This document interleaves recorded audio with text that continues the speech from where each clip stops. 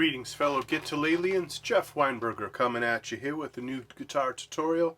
Today I'd like to go over a song by the Beatles called Fool on the Hill. And that was just a little arrangement I came up with just shortly before I turned the camera on.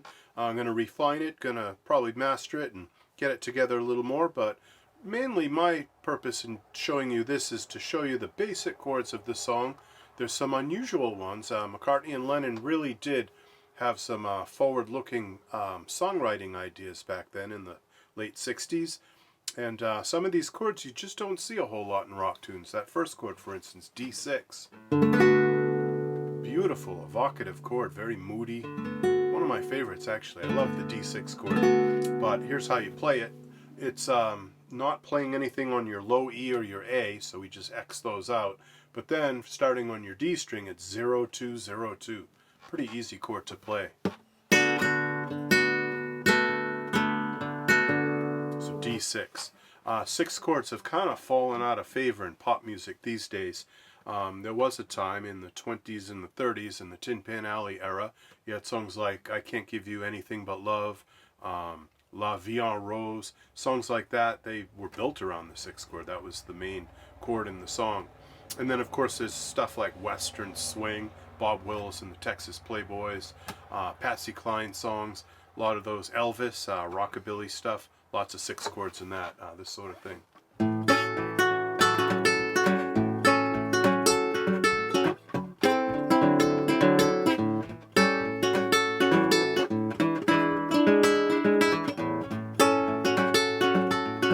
So those six chords have a really distinct sound to them.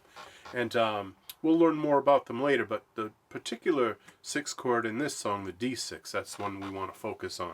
So if anything, you know, if you're walking away with just one thing from this video, it would be there's a really cool chord that's easy to play called D6.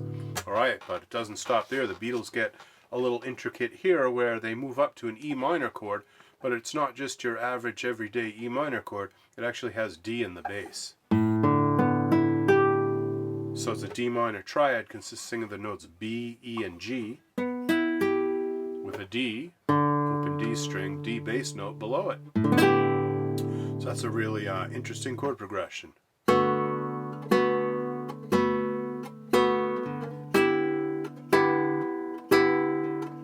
More interesting way to go from D to E minor that only the Beatles could have come up with.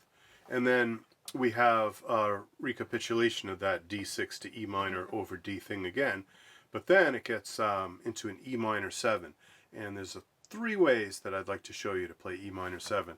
The first of which is my favorite, and it goes 0, 2, 0, 0, 3, 0. That's kind of something you hear a lot in Neil Young's music, Pink Floyd, a lot of classic rock uses that particular E minor 7. It's a nice one. And then from E minor 7 we go to A7, or actually the Beatles using A13, but let's learn A7 first. X out your low E string and just play 0, 2, 0, 2, 0. And then to play A13 you add your pinky to the second fret of the high E string, because that's the melody note the Beatles use in that part of the tune. Da, da, da, da, da, da, da. The F sharp melody, so that makes it an A13 chord. We go to back to D6, da, da, ba, da, da. B minor 7, the first bar chord we encounter in this, and that can be done like this. It's 2, 4, 2, 3, 2, bar at the second fret.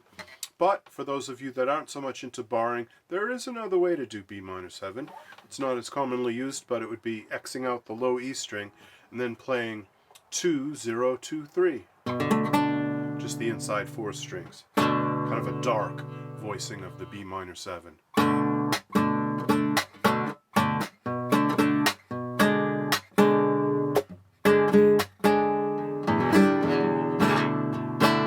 Can be cool in some contexts. Alright, so you have an alternative. And then back to E minor 7 to A7, but then it goes somewhere very unexpected. It goes to a D minor chord. Fool on the hill. We're in D major that whole time, but the Beatles kind of trick our ears and take us down this unexpected harmonic pathway to the key of D minor temporarily. So here's that section. I'll explain the rest of the chords in a second, but let me play that. So you have dun da da da da da da da da da da da. Never gives an answer for the fool on the hill. So it gets real dark all of a sudden right there with that minor key. Very crafty the way the Beatles got us to that point, kind of deceptively. It wasn't the expected thing. It wasn't the obvious thing. And that's what a lot of people love about the Beatles, is those unusual twists and turns they took us down harmonically. All right, so that second chord after the D minor was something called B flat over D. That's basically a B flat major triad, B flat D F, but with a D bass note, an open D string as its bass note. Very Spanishy chord. You hear that in a lot of Spanish music in like the key of D minor.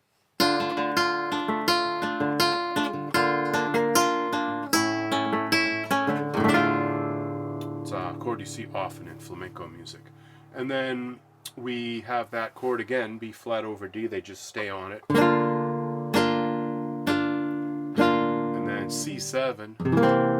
Very unusual chord to go to at that point, but that also is kind of a flamenco influence chord movement from B flat to C7. That's not that unusual in Spanish music, but for a pop song of the late 60s, kind of unusual. So to C7, then they return to D minor. They do D minor 7, which is XX0211, and finally D, bringing us back to that major key.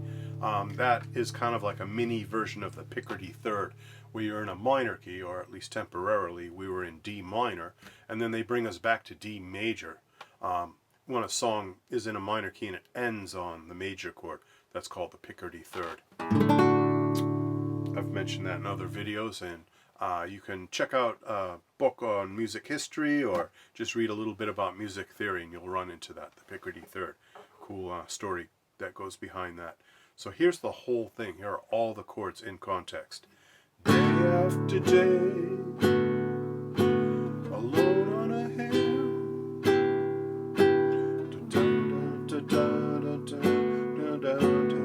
perfectly still.